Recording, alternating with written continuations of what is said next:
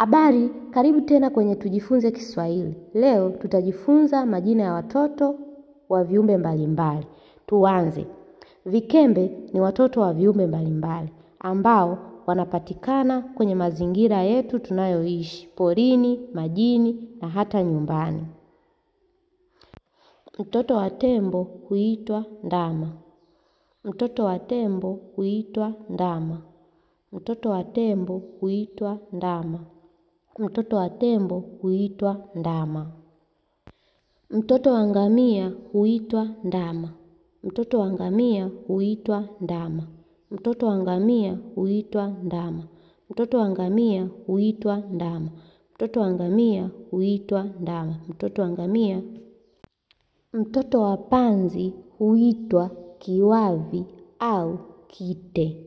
Mtoto wa panzi huitwa kiwavi au kite.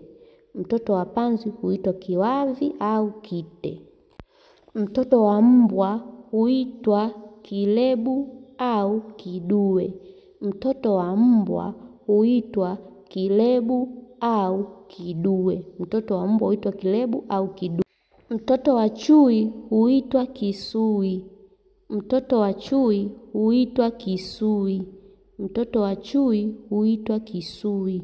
Mtoto wa chui huitwa kisui. Mtoto wa ndege huitwa kinda. Mtoto wa ndege huitwa kinda. Mtoto wa ndege huitwa kinda. Mtoto wa ndege huitwa kinda. Mtoto wa ndege huitwa kinda. Mtoto wa njiwa huitwa kinda. Mtoto wa njiwa huitwa kinda. Mtoto wa njiwa huitwa kinda. Mtoto wa njiwa huitwa kinda. Mtoto wa njiwa huitwa. Mtoto wa kondoo huitwa mwanakondoo.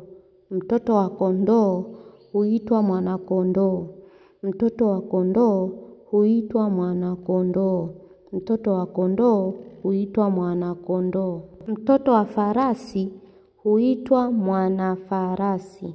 Mtoto wa farasi huitwa mwanafarasi.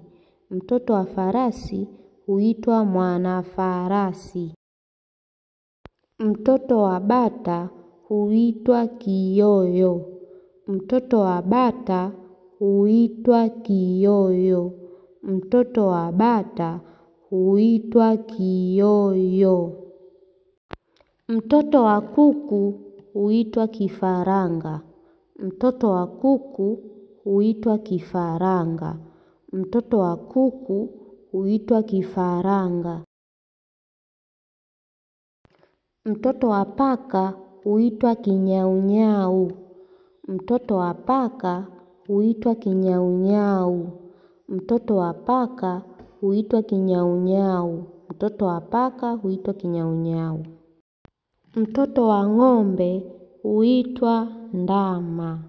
Mtoto wa ng'ombe huitwa ndama. Mtoto wa ng'ombe huitwa ndama. Mtoto wa simba huitwa sibli au kibuai. Mtoto wa simba huitwa sibli au kibuai. Mtoto wa simba huitwa sibli au kibuai. Mtoto wa punda huitwa mwanapunda. Mtoto wa punda huitwa mwanapunda. Mtoto wa punda huitwa mwanapunda. Sasa unajua majina ya watoto wa viumbe mbalimbali. Hongera sana.